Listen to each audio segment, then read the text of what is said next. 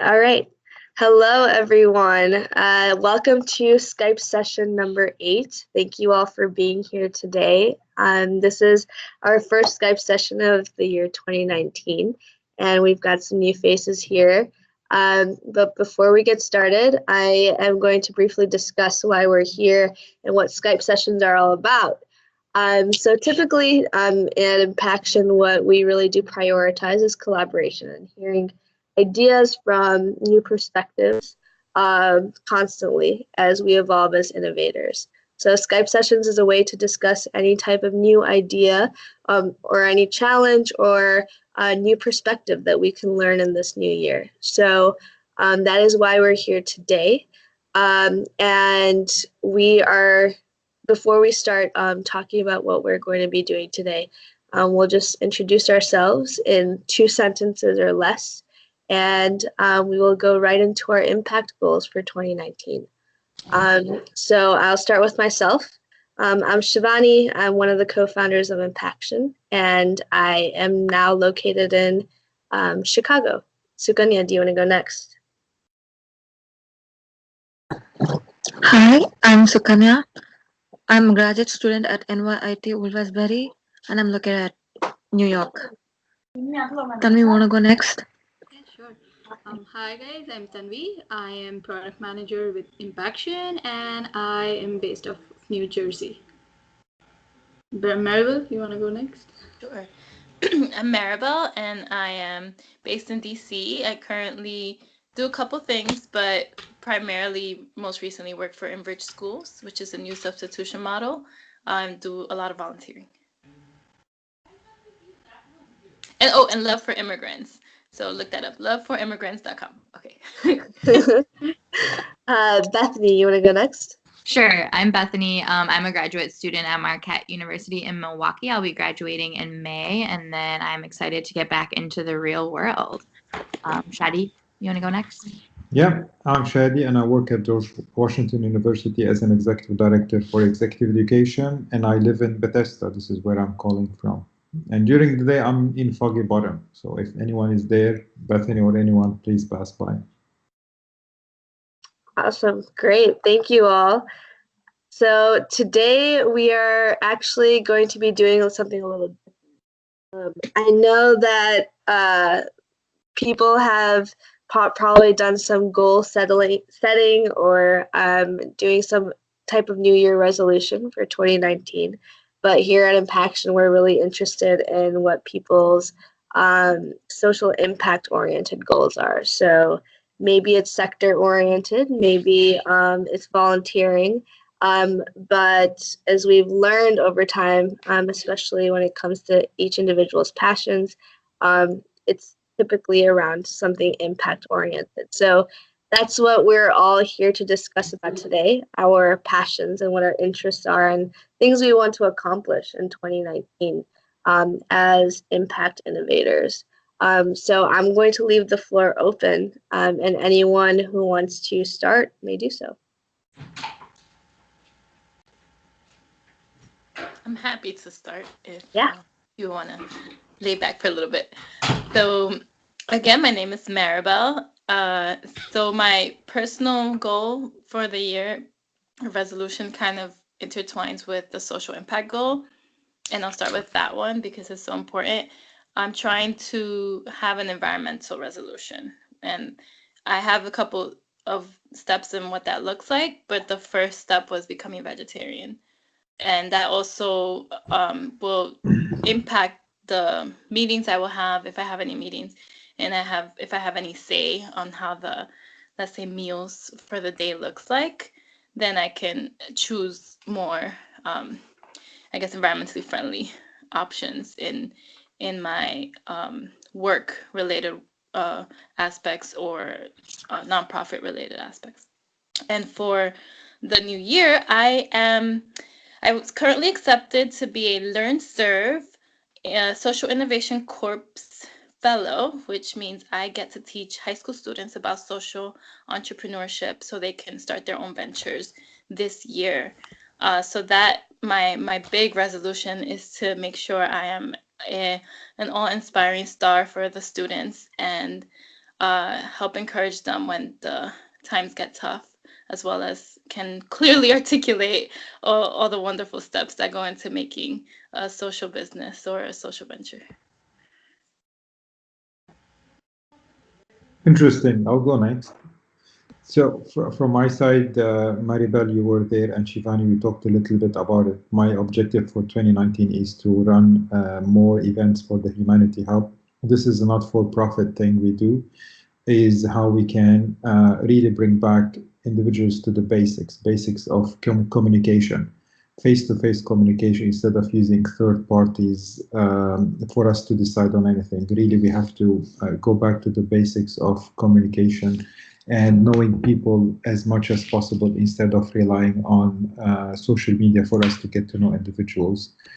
And what we've been discovering more and more is there is a movement that's happening in all quarters of the world, not just here in the US, where people are fed up from having these fake things in front of us day in, day out, whether we see on social media and or through different channels.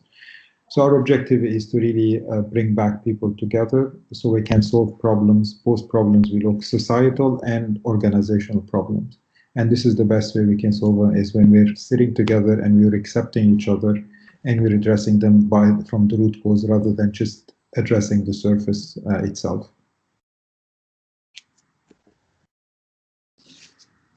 And so I went to the last Humanity Hub. Yeah, or the first one I went to, I think, was the first one of last year. We had this past Monday. We had 50 people coming. Yes. I missed it. Yes. You had another event last Monday? Yeah, we had a major event Monday that just passed, and we had 50 people coming. Mainly the 50 that were coming, they were from the design thinking group of DC. Anyone knows them, DTDC?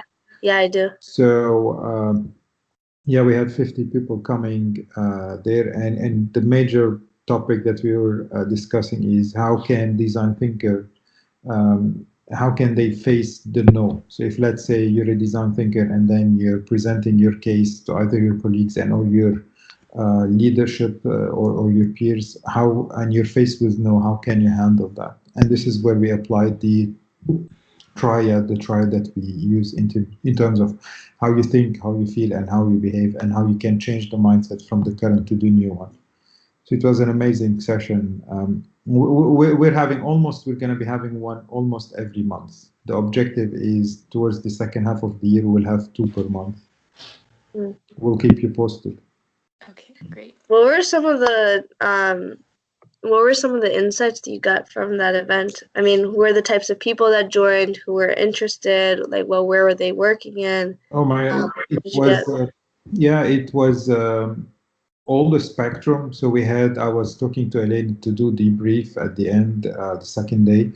And then it ticked all the boxes from gender, from racial, from backgrounds, from age. So we had all the way from people that are on the older side, all the way to people that are on the younger side.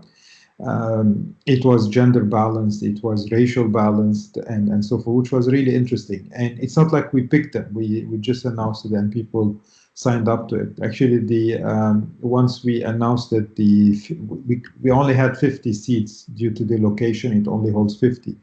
So the seats were grabbed in less than 6 hours. So that was really interesting.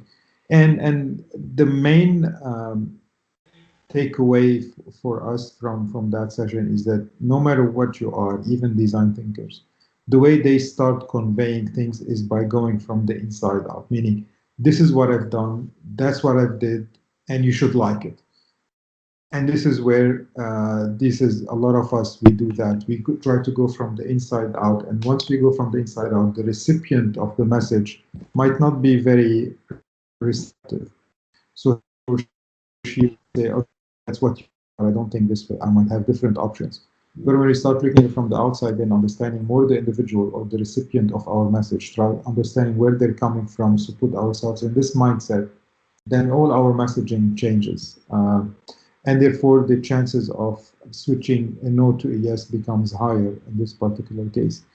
And it's really interesting is how a lot of people, even the design thinking that are supposed to be designing while having the customer or the individuals in mind, they still fall into the trap of, you know what, inside out. This is what we believe, that's what we think, and then you face problems and issues moving forward.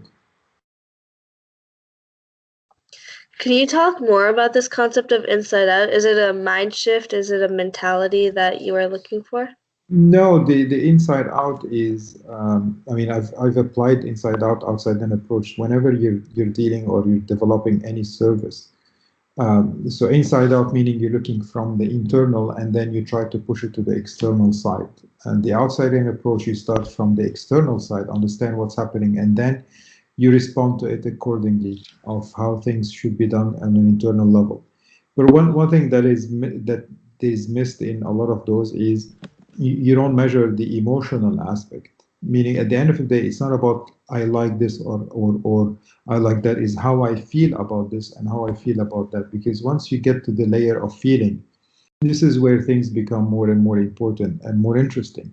And that's what I say. I mean, you don't want to stay at the surface. You really want to peel the onion more and more so that you get to the heart of things. And how do you get to the heart of things? We say heart. I mean, heart. What can it be more than emotions? So that terminology that we use a lot, get to the heart of it. Okay, the heart of it is the emotional side. And once we get to the emotional side, understand it and code it and see how things work, then our response to challenges and or problems, whether societal and or organizational, will be by far more efficient and more impactful. Yeah. So to piggyback on what you're saying, Yeah. I was at a training today and yesterday, so I'm a little bit tired. I'm trying to keep my energy up.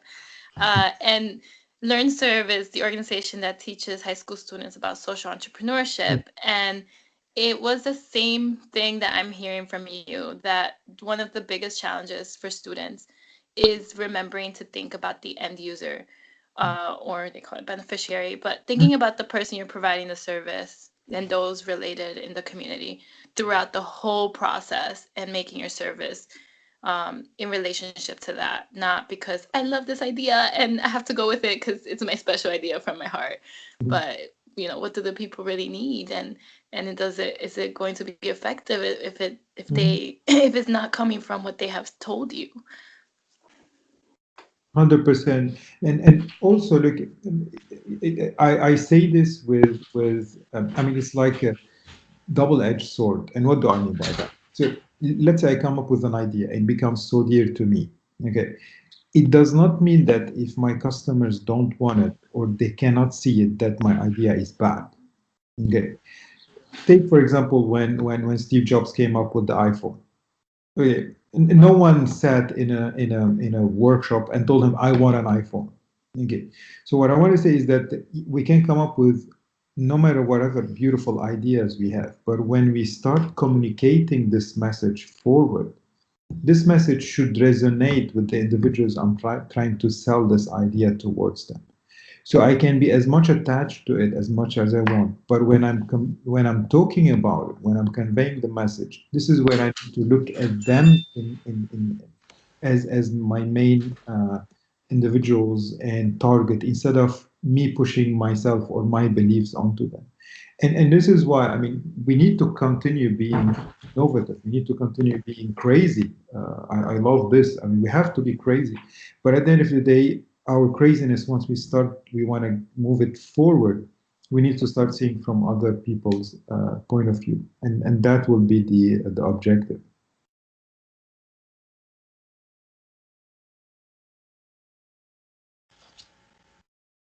Wow. Yeah, I completely agree. Can I share like a little Yeah. small story about this? Yeah.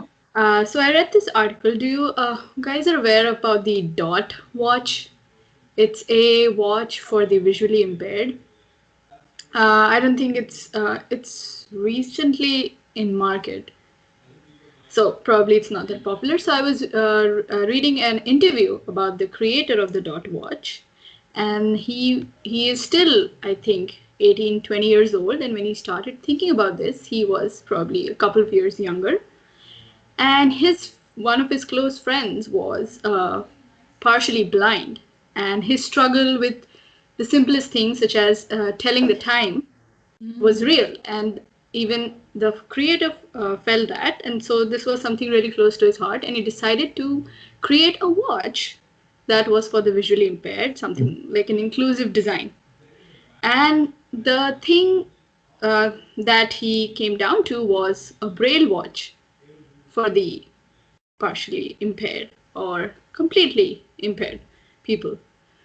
And they created their first prototype, and then they called around 50 partially and completely blind people to test that prototype and to get their feedback. And they were almost 80% sure that they have really knocked it out of the park. But they found out something crazy, like something astonishing, like 3 insights, and which he was sharing in his interview.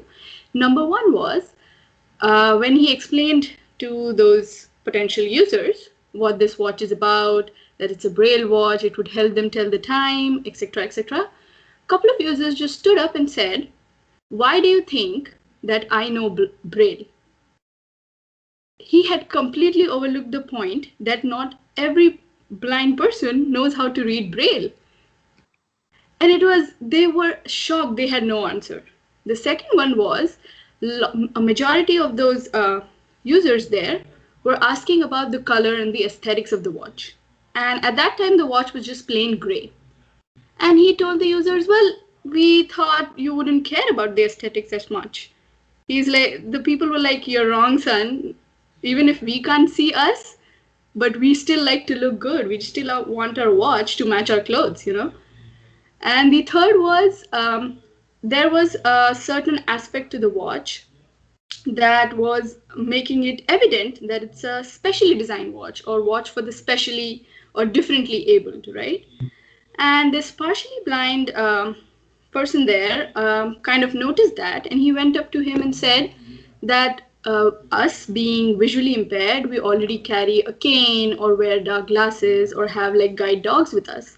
So we already stand out of the crowd so much. Why do you think we want another item on our body that makes us stand out even more?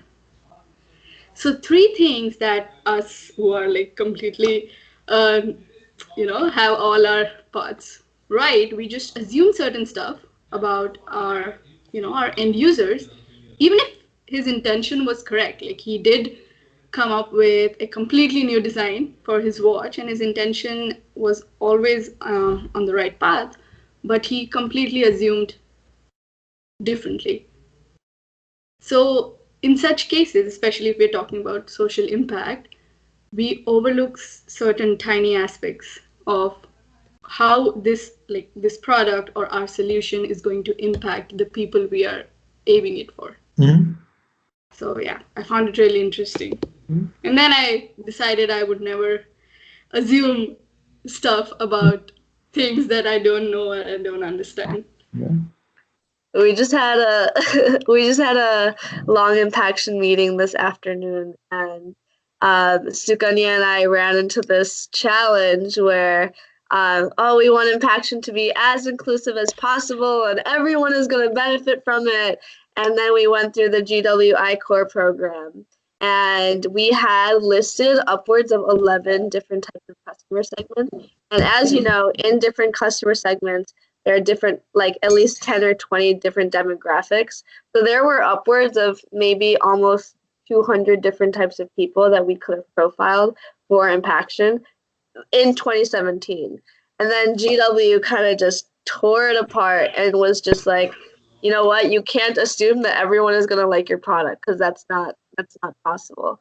So it was a very at first it was a little disheartening, but yes, testing and assuming and being very realistic about this is so critical. So that's a really good story to me. I like that.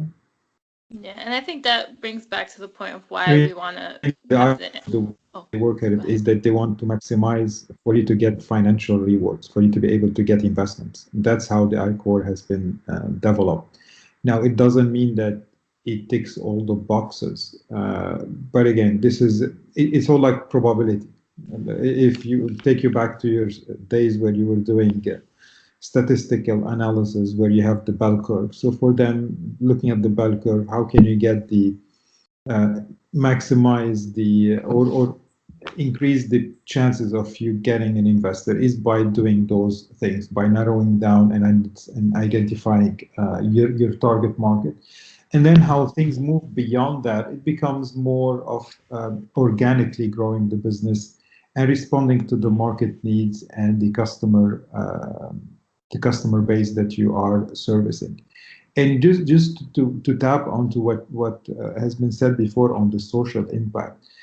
I mean, for me, one of the challenges that I've always been looking at is those huge ideas that you want to change the world. And as much as I love this terminology, but it doesn't work like that. I mean, look at the beauty pageants. Every year they say, I want peace on earth. Have we ever got peace on earth? We're not going to get peace on earth. So, so what I want to say is that it really social impact starts from a locality, from one place, and then you do it in one place, and you move from one place to another, then to another.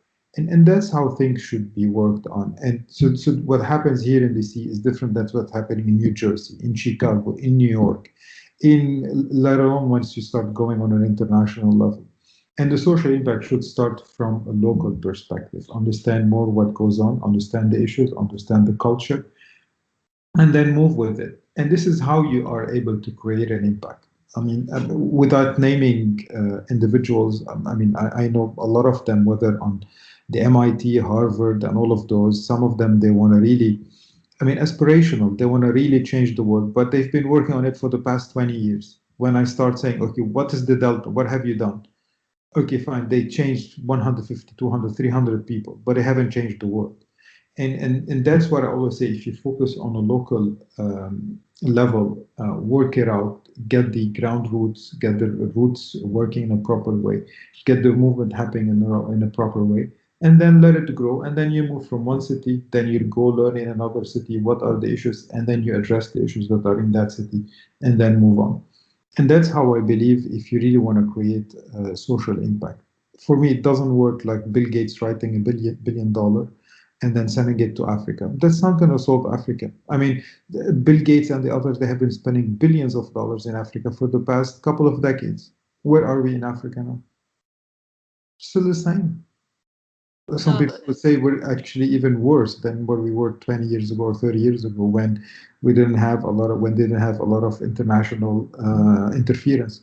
So that's how it is. Look local, act local, address it local, especially from a social impact point of view, and then start moving, expand from one location to another. There's a really good TED Talk on this. I forgot his name, but he worked as an international developer, and he went in a community, just believing that the community actually needed like some sort of intervention, but they wouldn't be listening to the community members, not even asking them, "What do you need?" And I've said this before, but in international development, we face this all the time, where we think that it's a one-size-fits-all solution. It's not the case. I do want to note that we have about 6 minutes or so remaining, so I would love to hear other people's goals and interests as well.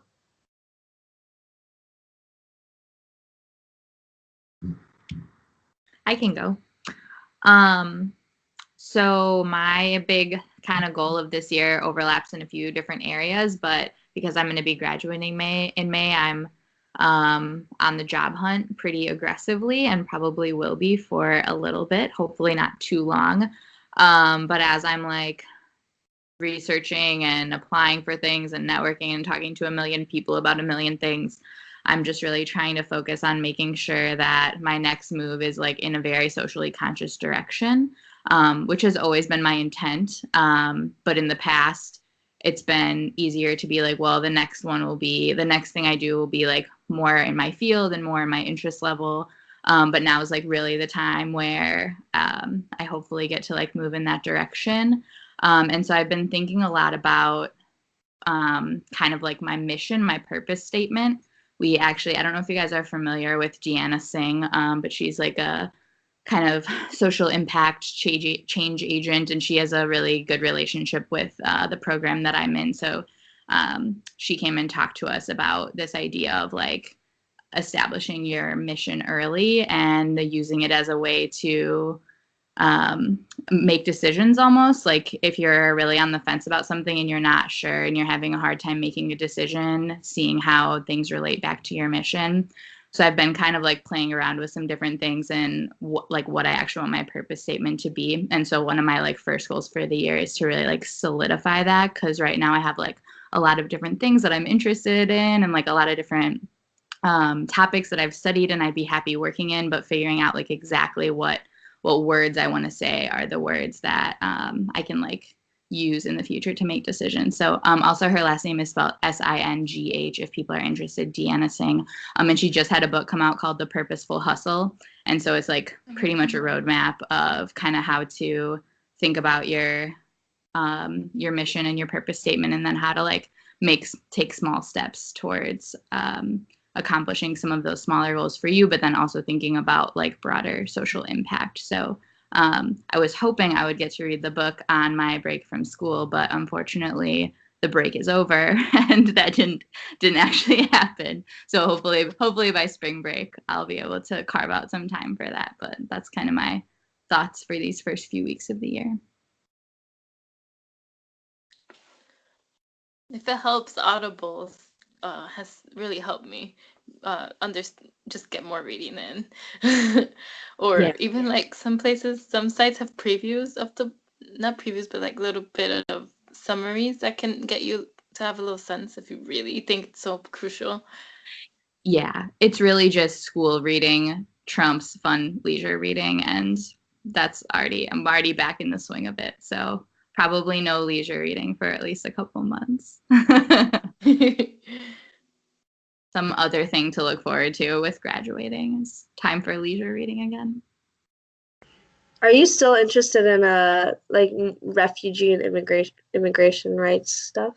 Yeah, definitely. So I'm kind of interested in the intersection between like refugee and kind of immigration migration issues, and then like gender and economic development, which has always sort of been my interest. And so I didn't always think that those areas were like super intensely intertwined. Like they don't necessarily seem like they would be, but there's actually a lot of programs that are being done right now kind of in the overlap of those, like especially in terms of kind of like women's economic empowerment in refugee communities and like financial literacy type stuff. So I've actually found quite a few programs that are focusing on that. And so I'm really trying to kind of explore that field as well.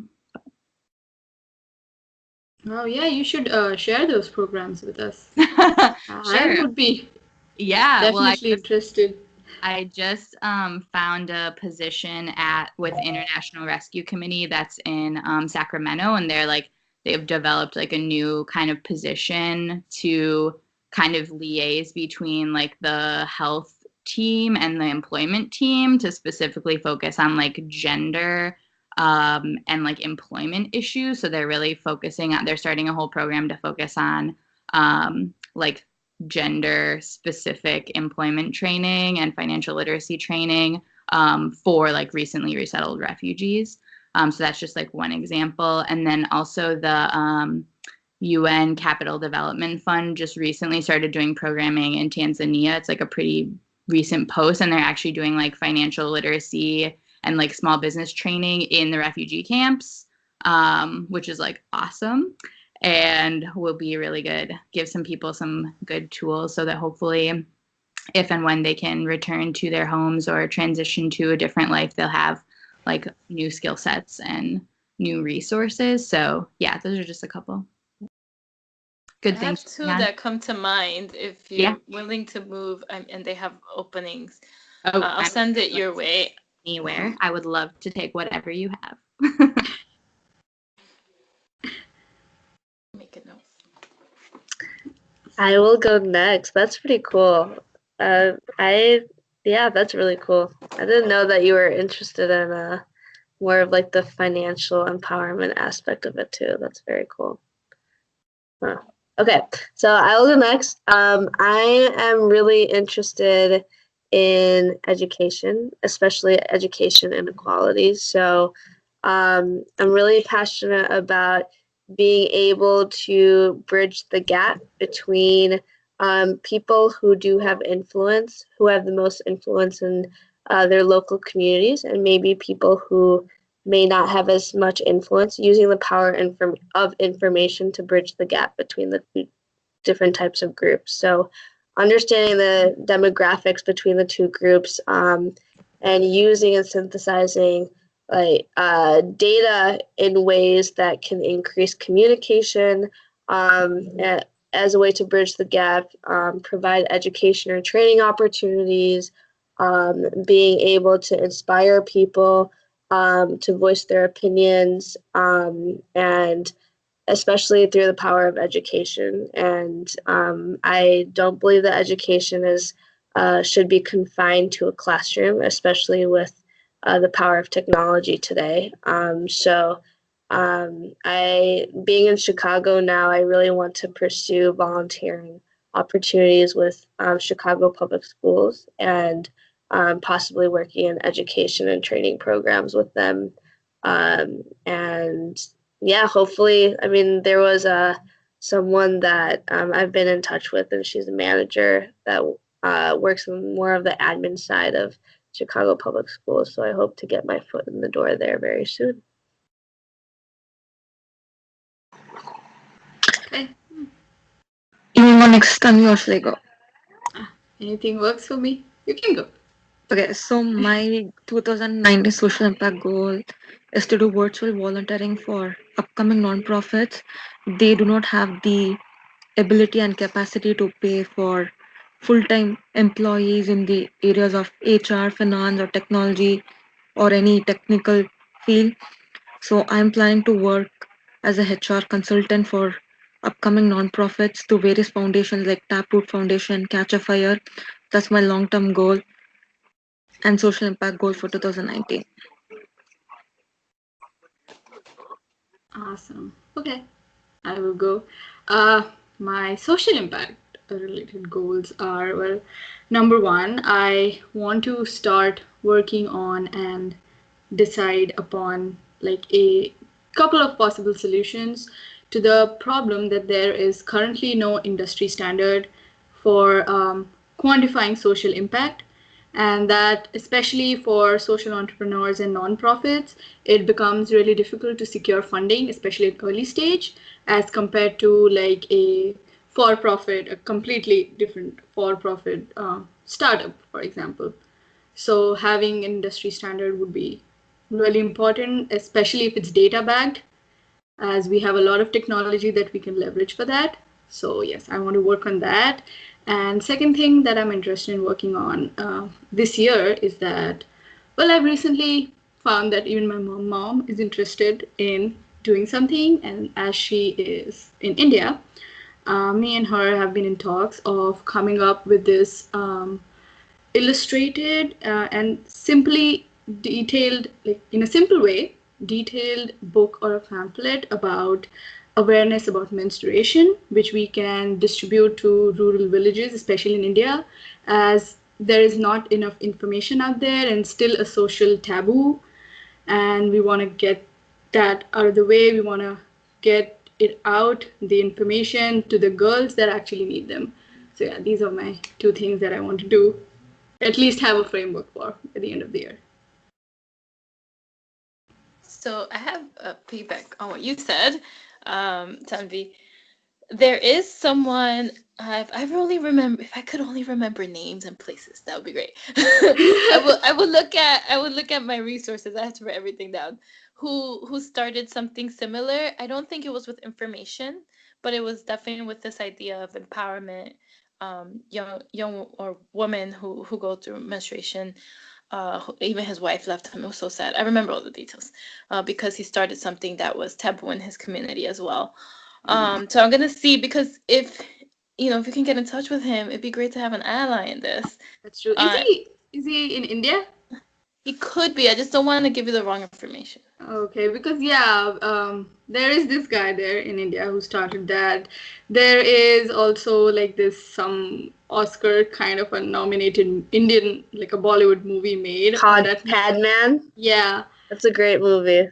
exactly. So there are people out there doing this. So yeah, definitely that is a good approach. I was When thinking the about struggle gets real, you're like, okay, I need someone to talk to that knows about the struggle. that. Yeah. Yeah, exactly. And the other one was based on the standards, just some questions about have you looked into, or how many current standards have you looked into that are not, they're probably not something that all organizations use, but maybe the ones that most organizations use.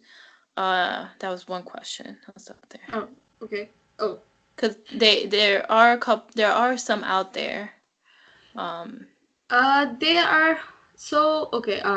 What I have looked at a lot of like these impact reports of these investors who are now starting up this impact investing thing. For them as well, I also had like a part-time gig with another investing firm, and they were also starting to look into impact investing a lot, and I did a small project with them.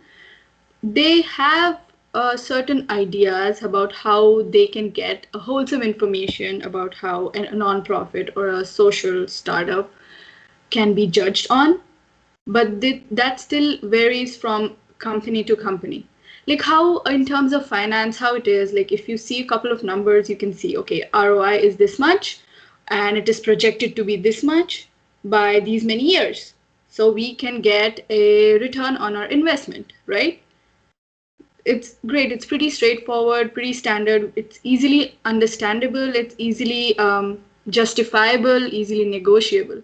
But when it comes to social metrics, from carbon footprint to the number of lives impacted to number of people empowered, how do you number one is that how do you really measure that to be it justifiable? How do you go on measuring, okay, we empowered X number of people?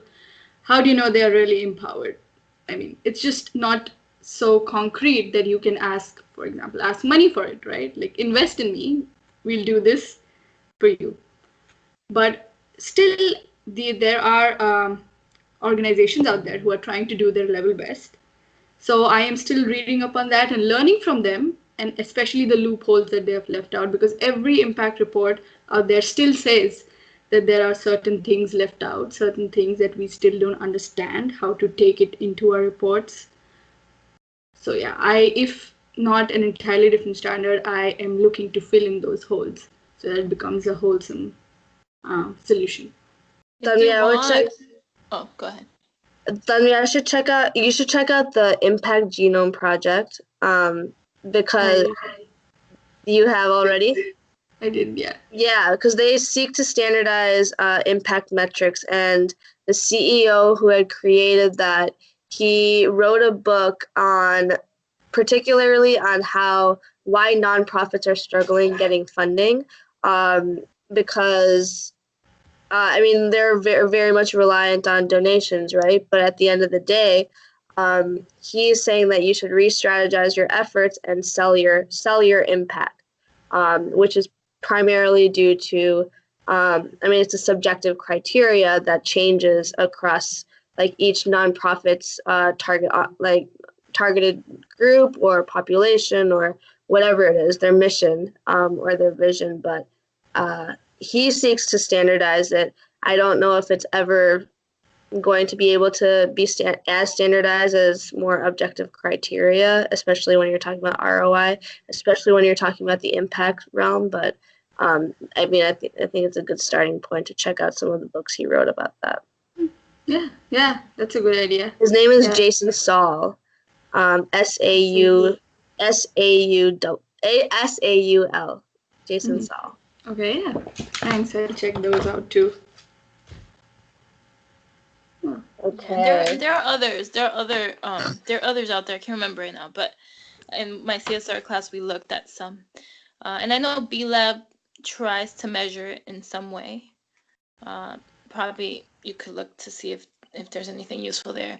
And the other question was thinking about how do you create a system or a measurement system that will take into account like those uniqueness in the companies, because I think it's a it's a great goal if it's going to help them get money, but at the same time is to say how do you even like say that educating I don't know 100 children in DC community somewhere is how does that equate to helping kids or adults going through hunger. So like sometimes the things are so different, then their outcomes are so different and their activities are so different that it's hard to for an investor to see like which one do I invest in and how, and which one is more impactful when what they're doing is so different.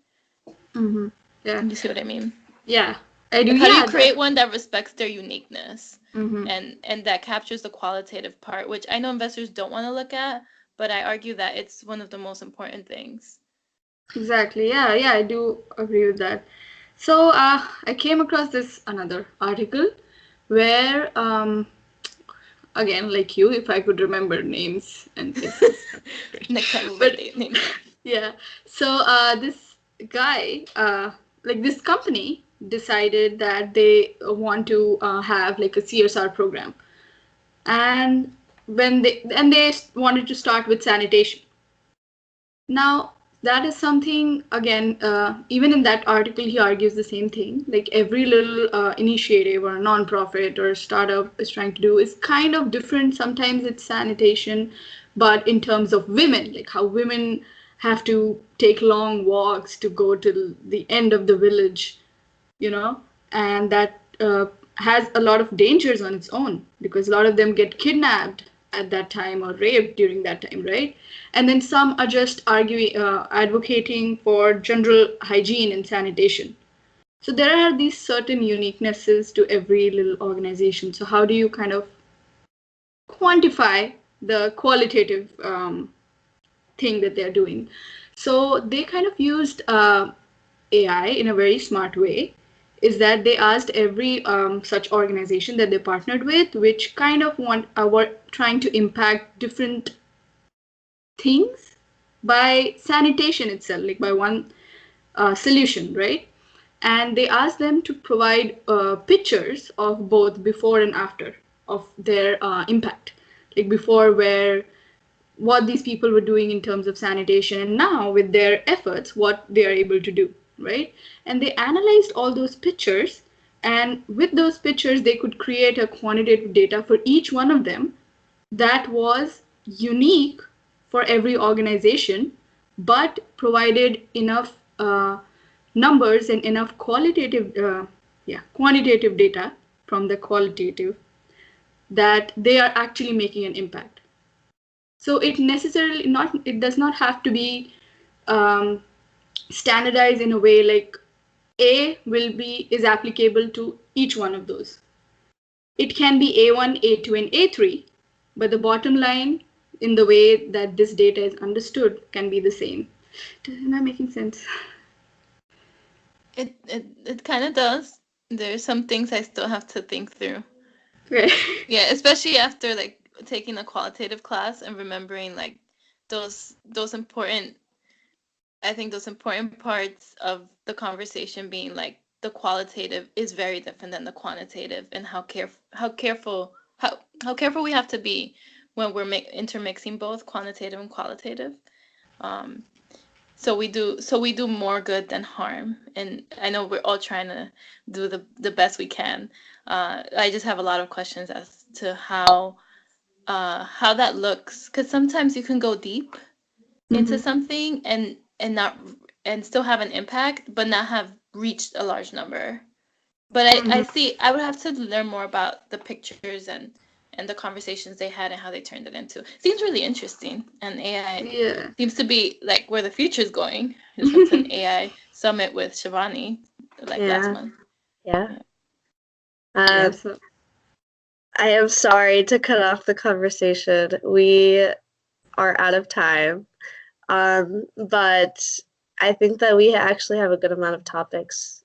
I mean, qualitative data analysis can be something that we also talk about in one of our future sessions. But first off, I just really want to thank you for your time. And yeah, I look forward to seeing you all in our next session. I'm sorry for this very abrupt end, but it's always like it always happens this way where things start getting interesting and we have to cut off very suddenly. But we're working on the transition, so stay tuned. But thank you all for joining us today. We will see you next time.